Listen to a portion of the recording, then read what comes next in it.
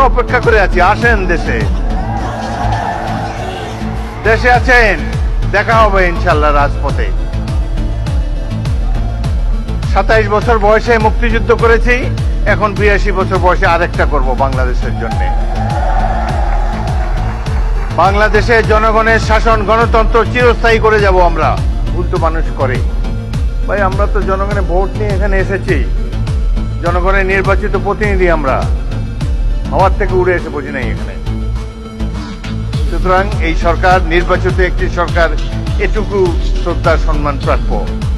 ভুল তো আমরা করি, আরো হয়তো সামনে আরো ভুল করব, সেই ভুল করলে তার জন্য মাসুলও দেব, কিন্তু সবাই মিলে ভুল সংশোধন করতে চাই। সকালে অনুষ্ঠানটা একটা চমৎকার একটা অনুষ্ঠান ছিল। প্রফেসর ইউনূস নিচে বসেছিলেন, তাকে মাননীয় প্রধানমন্ত্রী ডেকে এনে সম্মান দেখিয়ে তার পাশে বসিয়েছেন, স্টেজে উঠিয়েছেন। এটাই তো আমরা কামনা করি, সবাইকে আমরা সম্মান করতে চাই, কাউকে অপমান করার চেষ্টা চাই। এখানে বক্তব্য দেওয়ার সময় কেউ বুয়া বুয়া বলে চিৎকার করে, রাষ্ট্রীয় অনুষ্ঠানে কি এগুলো মানায়? কবে আমরা শিখব? যাই হোক, অত্যন্ত দুঃখজনক। আমি আরো বেদনার্থ হয়েছি, অভিভূত হয়েছি। মা তার অন্ধ ছেলেকে নিয়ে এখানে দাঁড়িয়েছে, তার ছেলেটি চোখ হারিয়েছে গণতন্ত্র পুনরুদ্ধারের জন্য, আইনের শাসন কায়েম করার জন্য। আজকে তারা আমাদের সামনে এসে দাঁড়িয়ে যদি মর্যাদাই না পান, তাদেরকে যদি আবারও ছোটখাটো চাওয়া পাওয়ার জন্য মন্ত্রীদের দ্বারে দ্বারে ঘুরতে হয়, সেটি জাতির জন্য লজ্জা।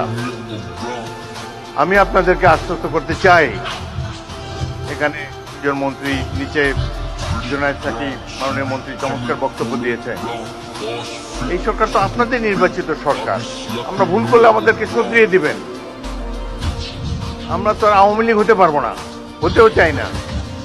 আওয়ামী লীগের দেখেন, তাদের কোনো অনুশোচনা নাই, এত অন্যায়, অবিচার, খুন, গুম, মানি লন্ডারিং, হত্যা, নির্যাতন, আয়নাঘর, এতে তারা কোনো লজ্জাবোধ করে না। তো আবার বলে যে ডিসেম্বর মাসে আসেন, দেশে এসে পদার্পণ করবেন। আমরা অপেক্ষা করে আছি, আসেন দেশে। দেশে আছেন, দেখা হবে ইনশাল্লাহ রাজপথে। 27 বছর বয়সে মুক্তিযুদ্ধ করেছি, এখন 82 বছর বয়সে আরেকটা করব বাংলাদেশের জন্য।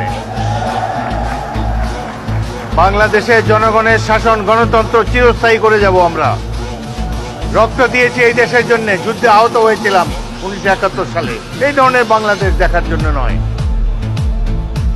ইনশাল্লাহ জুলাইয়ের যে ইতিহাস, গৌরবের ইতিহাস, পৃথিবীতে অনেক রাষ্ট্র আছে, তাদের এরকম নাগরিক নাই যে উদ্ধত সঙ্গীনের সামনে দুহাত তুলি আবু সাইদের মতো দাঁড়াতে পারবে। কোন জাতি এত সাহসী? আমরা সেই জাতি, তাদেরকে নিয়ে আমরা গর্ববোধ করি। আপনারা যারা এখানে এসেছেন, জুলাই যোদ্ধারা, মন খারাপ করবেন না।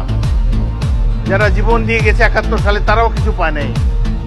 আপনারাও যা প্রাপ্য হয়তো পাবেন না, কিন্তু এই সরকারের কাছ থেকে নিশ্চয়ই সম্মান আপনারা পাবেন। আমরা সেই সম্মান আপনাদেরকে দেব।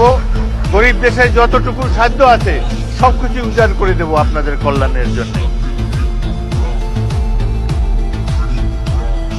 বাংলাদেশের এই সরকারের সবচাইতে গুরুত্বপূর্ণ কাজ, জুলাইতে যারা আত্মাহুতি দিয়েছে সেই সব পরিবারের রক্ষণাবেক্ষণ করা, এটাই সবচেয়ে পবিত্র দায়িত্ব। যারা আহত, চোখের দৃষ্টি হারিয়েছে, অঙ্গ হারিয়েছে, তাদেরকে সুস্থ করে তোলা এই সরকারের পবিত্র দায়িত্ব। ইনশাল্লাহ আমরা সবাই মিলে সেটি পালন করব।